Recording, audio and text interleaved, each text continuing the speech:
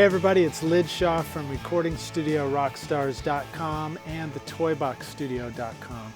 And on this video, I want to show you guys stereo master bus processing part 2. So on the first video, on the last one, I actually showed you stereo master bus processing using third-party plugins. On this one, as I promised, I'm going to show you how to do it with entirely free plugins. So I want to show you the quickest and easiest way to make your mixes sound totally awesome without having to use any expensive plugins at all. You can use what you've got. In this case, I'm doing it in Pro Tools. I'm in Pro Tools 11. I'm using all AAX plugins, which is the standard format for Pro Tools 11. And I've added a couple of plugins to the mix that you will have to go download. They are free plugins though, and those plugins are, one of them is the Revival Mix Rack plugin from Slate Digital Audio, and the other one is Brainworks BX Solo, which is a stereo widening plugin using mid-side technology. So those two are both free plugins that you can get and install into your Pro Tools. The rest are all standard Pro Tools plugins. So here's an example of what it is. Here's the beginning. I'm using, once again, a song from my instrumental record called Skadoosh. This song is called American Winter, and it's the same one I used in the last video. You can look for this song in the free, what are we calling it again, Ryan? Free Master Mix Bundle. Yes, right. Thank you. The free Master Mix Bundle. Just get my terminology straight here. But if you go to RecordingStudioRockstars.com, you can download the free Master Mix Bundle, and I'll send you the multi-tracks. I'll also send you some in-depth videos walking through how I went about mixing the track, and it will give you the audio to mix yourself. But here it is. Here's without the plugins. Here's where I'm starting.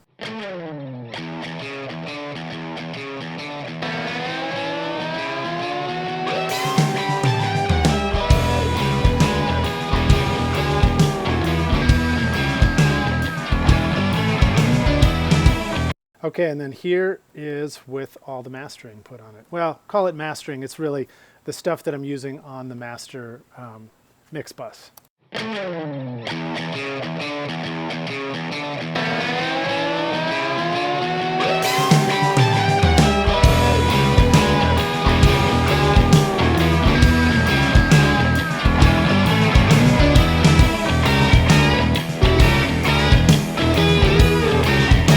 So as you can hear, it's making a huge difference to the sound. It really makes it a lot louder, a lot more exciting, puts more energy into it, and it just gives it sort of a crispier, punchier overall sound to the mix.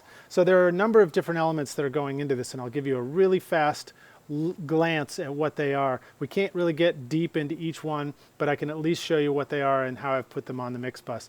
And by the way, I just wanted to say hi from outside the studio here. It's a beautiful day here in East Nashville, so I thought I would shoot this video directly from my laptop with a pair of earbuds on, and so hopefully the background noise is not too distracting.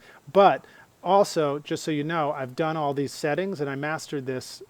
Again, I'm calling it mastering. I set all this stuff on the mix bus and dialed in all the plugins using my Bose headset. So I wanted to do that as an example for you, because you might likely be starting out in Pro Tools and you're using stock plugins, and maybe you don't have any fancy headphones or monitors yet, but you can still go a long way just using a pair of earbuds and getting it dialed in so that it sounds like you enjoy listening to records already on your earbuds. So here we go. We'll zoom right in here and I'll show you some of the plugins that are in this. The first plugin I have on the mix is the EQ3 7-band plugin. It's stock. It comes with Pro Tools. Following after that is the Dyne 3 compressor limiter. So I'm doing some EQ to it, and then I'm going in and I'm doing some compression on the track to tighten it back up.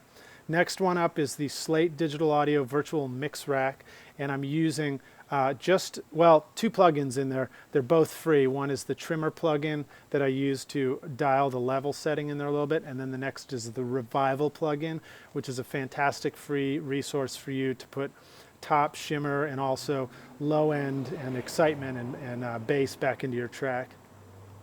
Then I use a trim plugin to just bring the level back down before it goes into this, which is the BX Solo, and it's the mid-side widening, stereo widening plugin. So that gives us a little bit of width and depth into our track.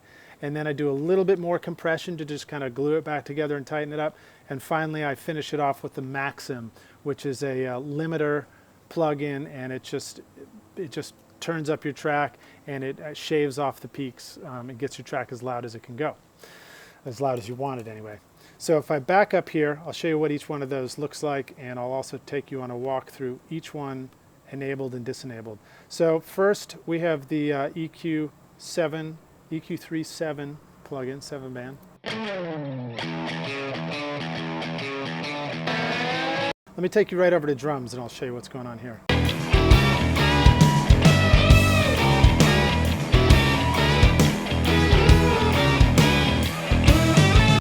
So basically what I've done is really quickly is I've put in a little bit of a low cut to just shave off some of the subs. Sorry, we got a train going by, hoping that's not too loud. And then pulling out just a little bit of, where it starts to get a little bit cloudy. Maybe it was feeling a little muddy in this area. Also boosting a tiny bit in my upper mid there, 2.21, and a little bit higher mid, 0.3 dB at 4.79. So again, those are all things I've just done to taste. I also set those EQ points when I had some of the other plugins enabled, so that I was able to dial them in according to how it was affecting the compression that follows and the limiting and all that. The EQ is something you can start with, but I find it's something you always go back to at the end and tweak it out a little bit more, because all the other plugins really affect your sound, and they all sort of work together in tandem. So next up is the Dyne 3 compressor.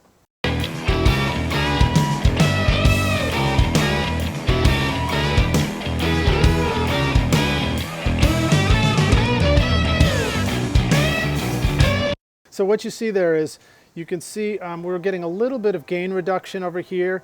You're not seeing a whole lot on that meter, but over here you can definitely see that we're peaking above the threshold consistently. And so, I'm just doing a 3-to-1 ratio, not that much. Also, my attack and release, I've got a bit of an open attack, and then sort of a medium towards, not really a fast release, but sort of a medium, fastish medium release. And when I'm setting compression setting like this, I like to do a trick that I saw Chris Lord-Alge talk about, actually, where he talked about a great way to set your attack and release times is to crank down on the threshold a lot, so you really hear the compressor working really, really hard, and then start by setting your release time to where it seems like it's moving musically with the track. So usually your song may have a tempo to it, and if you set the release time so that it kind of feels musical in the tempo of the song, you'll know it when you hear it. Maybe it will compress down and let go by the time the next kick or snare hits, and then do it again on the next one. And you'll just have to make an aesthetic decision on what you like the sound of when you're doing that. And then after you set your release time, you can jump in and set your attack time. Next up is the virtual mix rack, and I'll enable this one so you can hear what it's doing.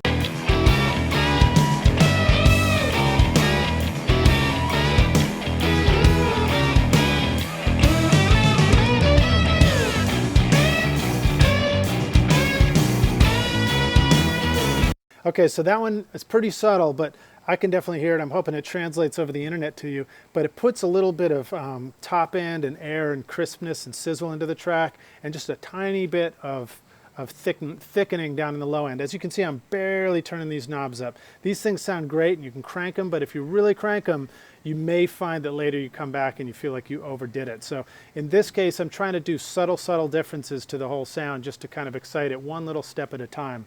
What I have going on here is I have a trimmer plug-in at the beginning, and that is to actually bring the level back down, because I was just slamming the VU meter in the Revival plug-in, and so I didn't want to overwork the EQ. I wanted to have a little headroom for these boosts, since these are boost only. And then at the end of Revival, I used this to bring it back up again a little bit to where it was, so that I could compare hearing a similar level difference, which you could hear when I'm going in and out of bypass here. It's not too much of a difference in overall volume.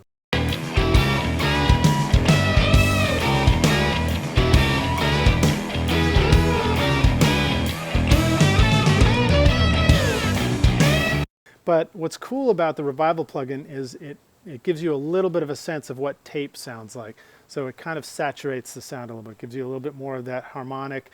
It also kind of glues the sound together a little more, brings up some of the body of the track and the harmonic elements. And then these next two are meant to be enabled together, and I'll bring them on so that you can see what they sound like. I'll kind of do this, click it over here.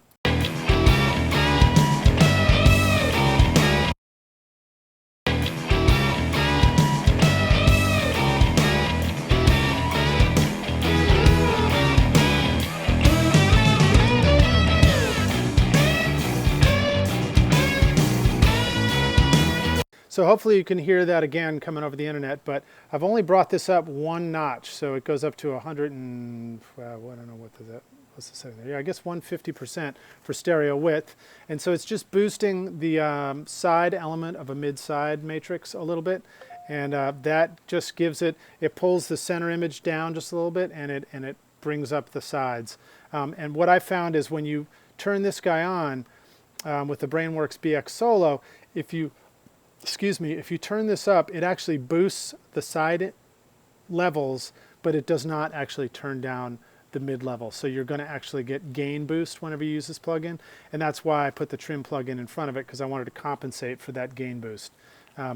So that is a great one to just kind of widen your track and make it sound a little bit more exciting. And then next up, I added another compressor limiter. This one's probably going to be pretty subtle, and here we go.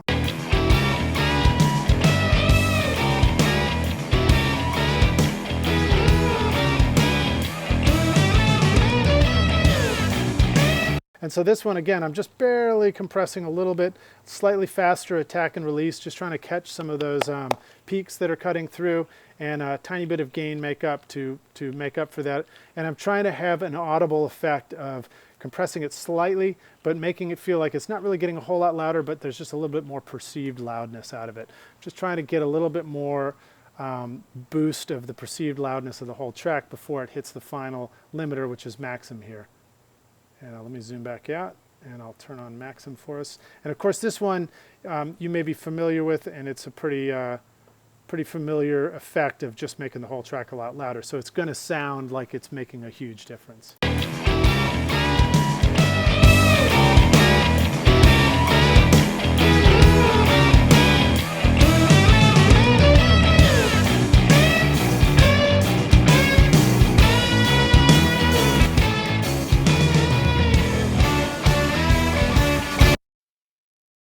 Oh, there we go.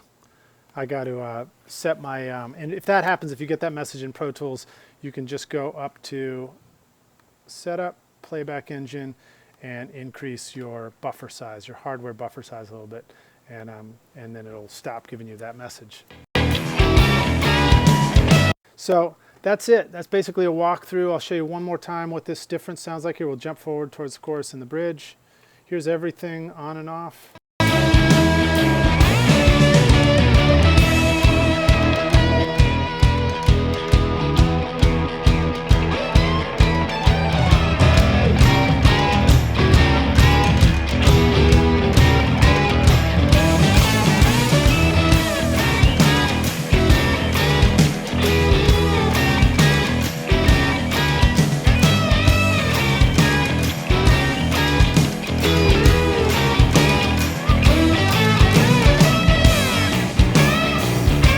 So there you have it. It makes the track sound a lot more exciting, a lot louder for sure, and it's going to leap out of speakers and earbuds more.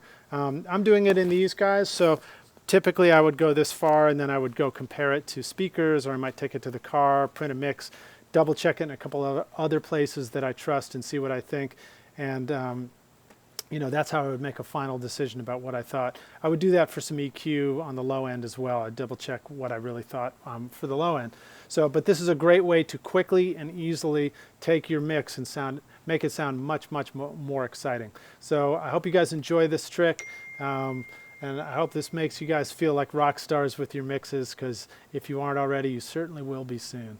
The last thing I want to tell you is please remember to leave some comments in the bottom of this YouTube video if this has been helpful for you. I'd love to hear from you. I'd love to hear your thoughts. If you think this sounds great, awesome. If you think this sounds terrible, awesome. I want to hear what you think, and I want to get a dialogue going. So that's what I'm here for.